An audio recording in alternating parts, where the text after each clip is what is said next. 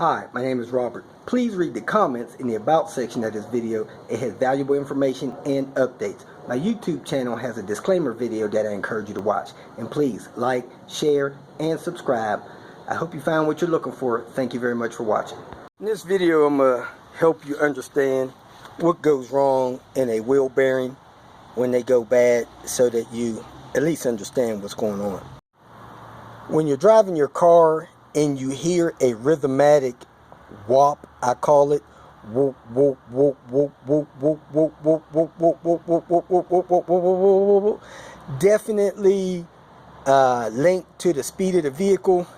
Even when the transmission change gears and your RPM drops, the speed and sound of that noise stays the same.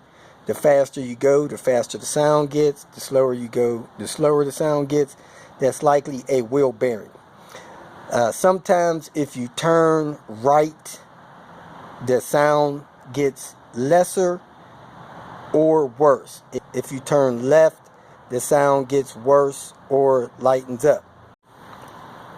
When the sound is affected by which direction you turn, that tells you what side the bearing is bad on, because it's hard to tell. So say I'm driving down the road, I turn left, the sound gets worse. The weight of the vehicle shifts to the right. If the sound gets worse when the weight shifts to the right, the bad bearing is on the right side of the car.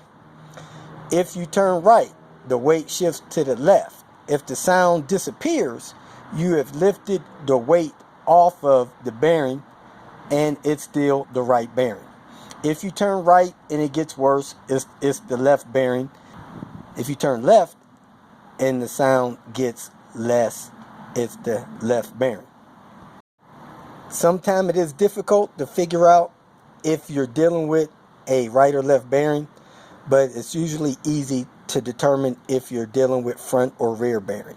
At any rate, try your best to figure out which bearing is bad so you can replace that one. You don't have to replace them in pairs.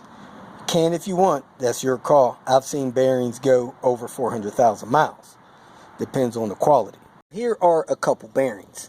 Sometimes you could take the hub like this and press the bearing unit out and replace the bearing unit. For your do-it-yourselfers, it's just easier to replace the whole thing. Now you have two kind of bearings. You have the round ones like this, and then you have the cylinder ones that look like tubes, and they're packed in the circular motion, and the things spin around on them. Two different style bearings inside your hub assembly. What usually goes wrong with your bearings is, number one, they wear. As they wear, the grease burns off of them.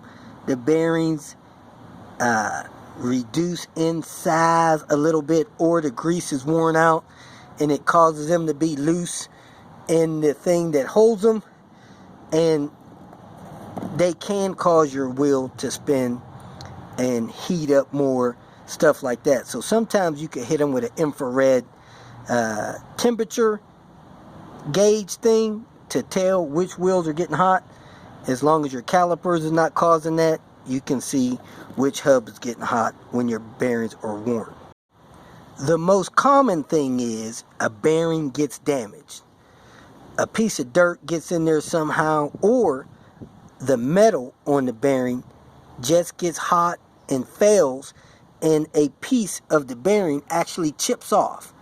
So instead of having a nice round piece of bearing, you have a bearing with a chip, and as that rolls around to the weight distribution part of the hub, it makes that whopping noise. Now if this chip throws a piece in here and it starts to damage other bearings, of course that bearing will fail sooner than later. Usually bearings fail slow. You hear the noise faint, it gets worse as that damaged bearing gets worse, until that bearing is almost gone, and then you have a lot of noise. I've seen a bearing last 10, 20, 30,000 miles and the car still ride relatively okay. On the other hand, I've heard of people having a bearing get damaged and within a couple hundred miles it is grinding and just in horrible shape. So when you hear the noise begin, you want to start making plans on getting that bearing replaced. It's always best to use good quality bearings. Hopefully they last longer than the inexpensive ones, but that's basically what happens with your bearings. They either wear out or they get damaged, which is most common. And when they get damaged, they start making the noise, and as they continue to deteriorate, the noise gets worse and worse. There you have it. If you have any questions, feel free to ask. Most bearings are sealed units. You cannot lubricate them. On very old vehicles, they had lubrication points that had a nipple there that you could put a grease gun on and lubricate them. But most of your vehicles built after 1985, they have sealed units. You have to replace the whole hub assembly or the bearing inside the hub. If you feel that this information was useful, please like it and share it with your social media friends.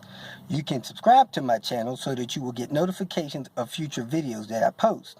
You can follow me on Twitter, and if you need to contact me directly, please visit my website. And if you have any questions, leave them below, and someone or myself will reply to them. Again, thank you very much for watching.